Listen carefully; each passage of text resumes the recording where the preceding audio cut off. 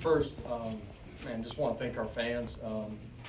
A great crowd today with, the limit of the capacity with all the construction that's going on. But from Vol Walk, all the families, a bunch of little kids out there, to everybody inside the stadium, appreciate them showing up in the style that they did.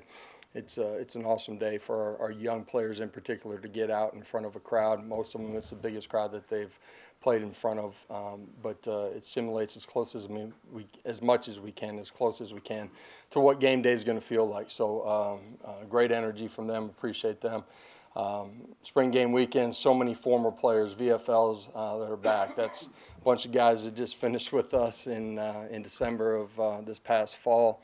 To guys that played, generations before, and it's always great to have them back home. And they're so well connected to our program, so important to our program.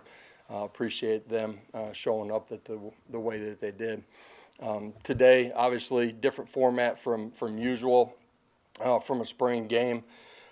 Just where we were at in the course of our spring ball, we wanted to get a lot of work. We did some special teams today. Got some great work on that side of it, and wanted our players to be out in front of the crowd, and so that's why you saw some of the group work, offense, defense, 7-on-7, one-on-ones, the big guys going through one-on-ones as well, and ultimately wanted to get to the play count that we got to with each of our groups, and simulate game day as well, and so hopefully the fans enjoyed it. And I do appreciate them because there was a lot of great work. I'm sure I'm going to get asked about this here in a second, so I'll address it on the front end. Today's landscape of college football is different than what it has been. And it's unfortunate, just the situation and where we're at with Nico. I want to thank him for everything that he's done since he's gotten here. That's as a recruit to who he was as a player, and how he competed inside of the building. And so a great appreciation for that side of it. Obviously, we're moving forward as a program without him. I said it to the guys today. There's no one that's bigger than the Power T, and that includes me. And they hear me say that a lot inside of that team room. This program has been around for a long time, with a lot of great coaches, a lot of great players that came before that laid the cornerstone pieces, the legacy, the tradition that is Tennessee football. A long time after I'm done and after they're gone, and that's what's about being here, is that there is a legacy and a tradition that is so rich, and a logo that's recognized not just across the nation but across the world too. And today you got a chance to see 110 guys that ran out and competed their butts off, that give their all for Tennessee and do it the right way, and really proud of the spring that they've had, but also how they culminated it as well. So excited about where we're at this point. Man, there's a lot of work for this team to continue to grow, to have the ability to chase the things that we want to in the fall. But we're where we need to be as well, and our coaches and staff, guys that have been here over the last 4 years, have rebuilt this program, and it's built to win. And I say that as we're moving forward from today too. This program's ready to go win next fall, and as a program, since we've been here, we've won with a lot of different QBs. Done it historically in my career with a lot of different QBs. Some of those guys have been older, some of them have been younger, but we'll have a quarterback that's ready to go win and help us compete for a championship. So I'll open it up from there. We'll start with Austin and David. Josh, is that the most frustrating part, the fact that he no-showed for practice, and then, a lot of kids go in the portal, but they, normally tell you and do it after the spring game. Would it made it better to, just fulfill the rest of the spring? Man, if it's going to happen, rip the Band-Aid too. At the end of the day, we got a lot of great work for the two guys that are here, and we got a chance to move forward as a program. So it's unfortunate.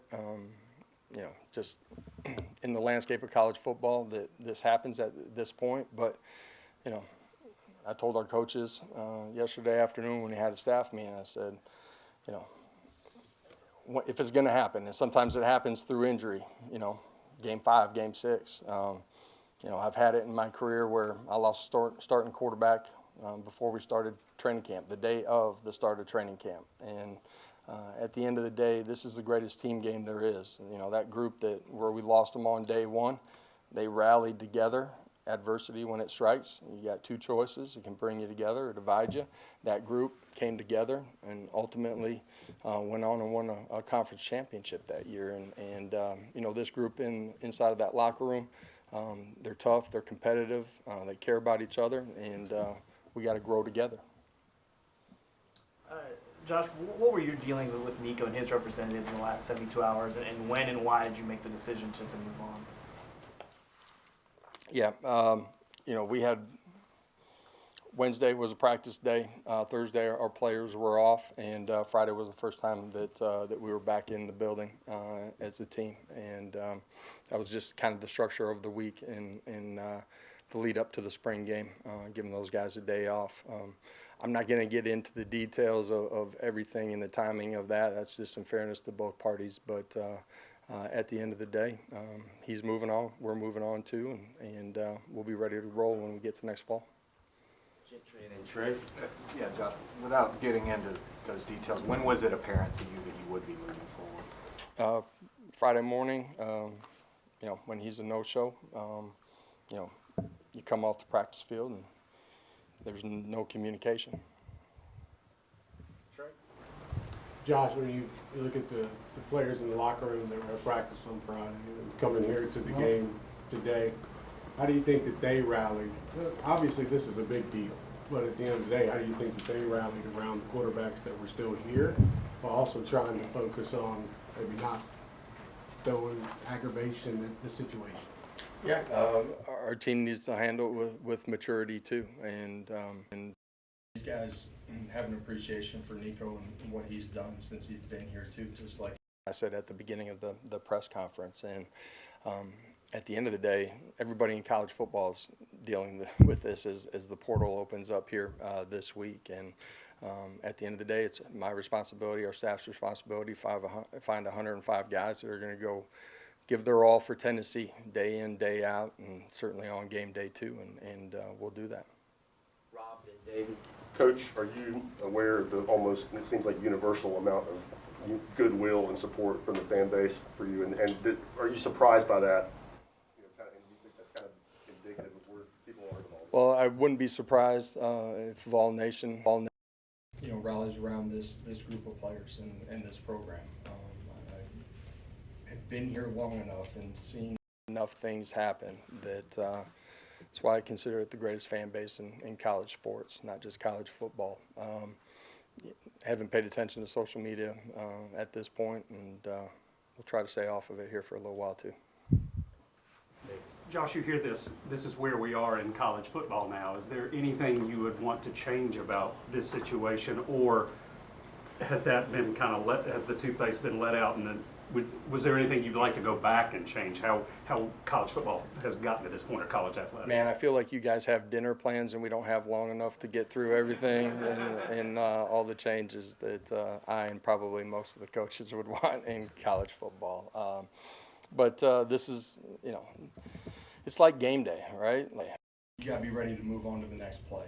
And, man, that's my responsibility in leading this program. It's our players' responsibility, too. Josh, you only got 2 scholarship quarterbacks, obviously. If you look in the portal, are you looking for a starter? Are you looking for somebody to compete with Merck? What are you looking for? Well, we're having open tryouts right after this. Hub's already hit me about his ability to throw the ball, so nah. Anytime your roster has the opportunity to change, that's in December, that's in the spring, right? As we go through the process, you're always evaluating what you have on your roster, where you're I'm gonna say vulnerable, where numbers might not be right, injuries, whatever, and you're trying to get your roster to where it needs to be to give yourself the best chance when you get to kickoff in the fall. And certainly with only 2 scholarship players at the quarterback position, we're gonna have to find another guy. Paige in the back, and then back to David up front. You mentioned a little bit about the team's response, but what did you like most about the team's response, or maybe what do you love about this new look Tennessee team? At the end of the day, I like this group. They're really accountable. They show up, they do right. That's in the building, strength and conditioning, rehab, nutrition, football meetings, practice, all of that. But they do it right on the outside too, and class and who they are in the community. So it's a really accountable group. We've recruited to that.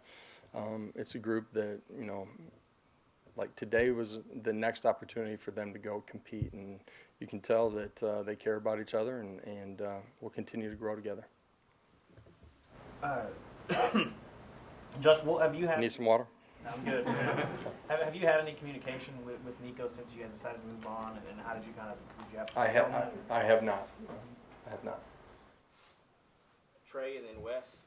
Josh, this might be getting in a little bit to the weeds of your policy and the university's policy, but when you can't get in touch with the player, and you have to go to extra length, and maybe your staff members can't get in touch with the player or something like that, is there something you guys do about that situation, or did you know Friday morning that when he didn't show up to practice, this was probably the reason why and why he's not answering the call? There's probably a fair reason to expect that that's, the symptom of it, right?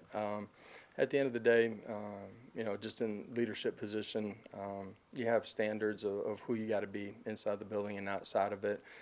At the same time, like every individual is a little bit different. So in leadership, just have learned to try to keep a cool head and also understand the dynamics of all situations, family, everything. So.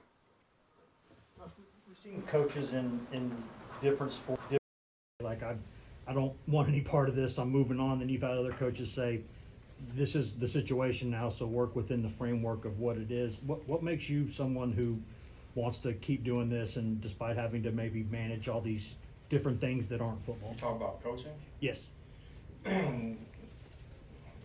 What happens outside of the game in some ways has changed, right? But the game hasn't changed. You gotta be tough, smart, and physical. You gotta play extremely hard. You gotta have fundamentals and technique. I choose to coach college football because I love dealing with 18 to 22-year-olds most of the time. Okay. But I love the pageantry of college football. I love the NFL's different, right? Not in a bad way, it's just different. I love the growth of young people, taking somebody that shows up from different backgrounds and helping them grow in their maturity as a man, and how that parlays itself into helping them grow as a football player too. It's just it's a chance to be in the middle of their journey as a man and as a player versus being on the back end of the journey, being at the destination point.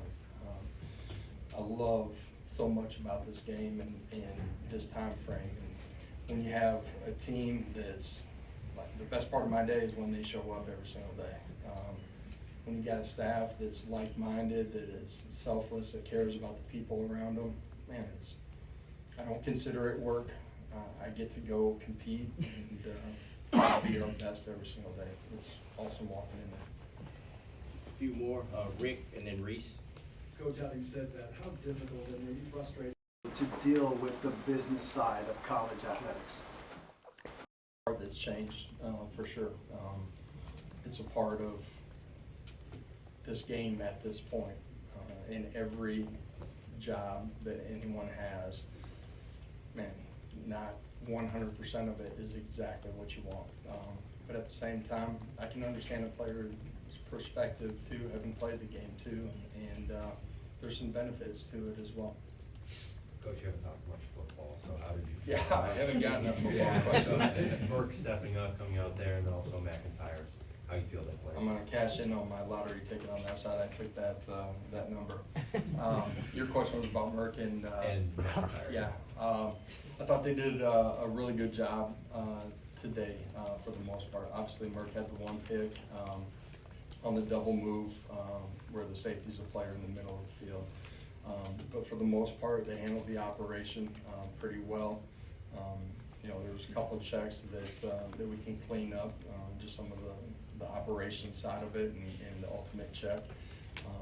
But, you know, they moved the football. Thought they used their feet. Obviously, they weren't live. They're going to have to learn how to protect themselves out in space.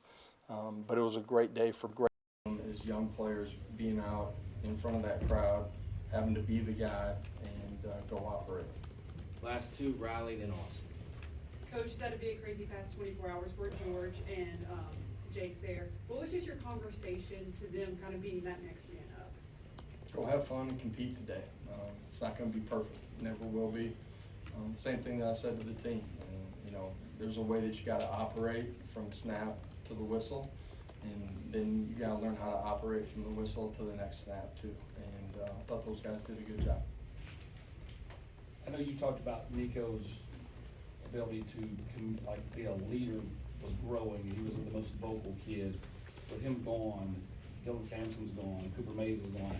Who on the offensive side is the leader at the player standpoint? Who's that voice that everybody kind of gravitates towards? Yeah, you know, some of those guys have been gone for 4 months now. Sure. Right. You know, I think leadership is something that we're continuing to grow on that side of the football. Miles Kitselman, really mature, great command, great presence, ability to demand things from the guys around him, is somebody that's really strong. You know, up front, Lance Hurd is developing some of that. But that's my job with the Leadership Council, our young shadow warriors, to continue to grow those guys throughout the rest of the season. In general, we're probably stronger and more mature on the defensive side of the ball. But we got to continue to grow that on the offensive side of the ball here, and we'll continue to do that as we, you know, the next 4 weeks before we get out and when we get back in the summer. All right. Thank you, Coach. Appreciate it. Thank you.